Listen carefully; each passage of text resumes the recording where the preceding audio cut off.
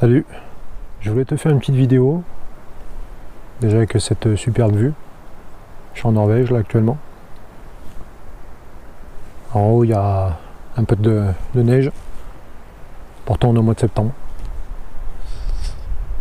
On est même le 31 août, je dis une bêtise. Voilà. Je voulais profiter de cet endroit qui est calme et entre deux averses pour parler un petit peu du choix du van. C'est toujours une question qui revient fréquemment et que moi je me suis posé il y a à peu près 3 ans. Et du coup je voudrais te dire un petit peu ce que j'en pense avec ma prise de recul. Déjà d'une, la question à se poser, à mon sens, c'est tu vas t'en servir pour faire quoi? Et puis est-ce que tu vas t'en servir souvent? Voilà. Parce que ça sert à rien que tu mettes 20 ou 30 000 euros dans un truc que tu vas te servir 2 ou 3 week-ends par an, quoi. Ça serait un peu débile. Voilà, donc déjà ça c'est la première question à mon sens. Est-ce que tu vas beaucoup bouger avec ou pas? Ce qu'il faut que tu regardes, c'est aujourd'hui, est-ce que tu voyages en voiture ou est-ce que tu voyages, je sais pas, autrement qu'en sac à dos? Est-ce que tu voyages en moto, en voiture, déjà en camion? Bon voilà, tout ça il faut que tu le regardes.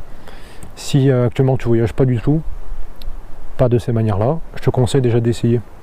Voilà, tu te fais prêter un véhicule pendant un week-end, un petit camion, même s'il n'est pas aménagé, mais juste un petit utilitaire, ça suffit. Et puis tu pars et tu vois si ça te plaît ou pas. Voilà, déjà pour pas te louper, et ça serait dommage d'acheter un truc que tu vas pas te servir. Donc déjà c'est la première question.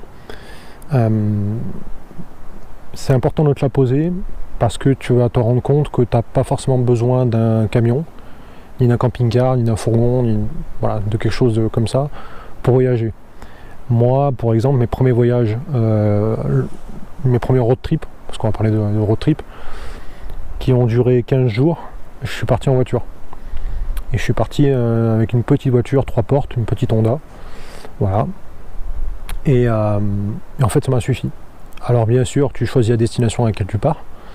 Moi, j'étais parti en Slovénie, en Croatie, donc sur des destinations plutôt belles, à des températures qui étaient bonnes. Ça a plusieurs avantages. D'une, déjà, tu te fais pas repérer. De deux, souvent la voiture, tu l'as déjà. C'est vachement pratique. La consommation, elle est moindre. Et puis, si tu pars tout seul ou à deux, franchement, tu apprends aussi à minimiser un petit peu, à prendre moins d'affaires avec toi, quoi. Et ça, c'est pas mal pour la suite. Donc ça, c'est la première question. Est-ce que tu en as vraiment besoin? La deuxième, le nerf de la guerre. La deuxième question, c'est le pognon. Combien tu as à y mettre dedans? Est-ce que tu comptes vraiment y mettre beaucoup ou pas? Moi, au début, comme je te dis, je te conseille d'essayer avec quelque chose même qu'on te prête ou avec ta voiture. Et puis de pas mettre tout ton pognon dans un véhicule. Voilà. Il faut qu'au début, voilà, tu prennes un peu tes marques, tu vois aussi ce qui te convient au niveau de la taille. Et puis voilà, puis après il ne faut pas hésiter à aller voir plusieurs véhicules qui sont déjà aménagés ou pas, selon ton budget, si tu es bricoleur ou pas, voilà. Donc, deuxième, c'est le pognon. Troisième, toujours à mon sens, troisième question, c'est la taille du fourgon. Pourquoi la taille, c'est vachement important? En gros, tu as deux choix possibles. Soit tu as un camion dans lequel tu tiens pas debout, grosso merdo, hein. Donc en hauteur type trafic, machin. Je mets aussi dedans les toits levables, parce que pour moi le toit levable c'est bien juste pour dormir, quoi. Mais en dehors de ça, le reste du temps tu as le toit baissé et tu tiens pas debout, quoi. Tu es assis. Donc en gros tous ces véhicules type trafic, type Viano, Vito, dedans tu peux retrouver aussi bien sûr les Volkswagen, les transporteurs, tout ça, on en voit énormément. Donc tu as en gros cette première catégorie au niveau de la hauteur, et l'autre catégorie pour moi c'est là où tu tiens debout dedans. Voilà. Donc là tu as des masters, tu as des sprinters, crafters, bref n'importe quel utilitaire qui fait minimum 1,80 m, on va dire un minimum. Il faut que tu penses à une chose, c'est que la hauteur que tu as de disponible dans le fourgon, ça va pas être la hauteur finale d'utilisation. Pourquoi? Parce que dedans tu auras de l'isolation, tu auras tout ça, tu le fais toi. Et il faut isoler le sol, le plafond, bien sûr les côtés, tout ça, mais le sol et le plafond sont très importants. En fait, pour couper l'humidité et puis pour conserver la chaleur aussi. Voilà. La quatrième chose que tu peux regarder, et je t'invite vraiment à regarder ça, c'est la fiabilité du véhicule. Pourquoi? Tu vas être amené à voyager loin, peut-être longtemps, mais en tout cas loin, je pense, et dans des endroits, dans des pays différents de la France, en Europe, hors Europe, et t'as pas envie que ton camion il te lâche en fait au milieu de je ne sais où. Voilà. Donc je t'invite vraiment à regarder la fiabilité du véhicule.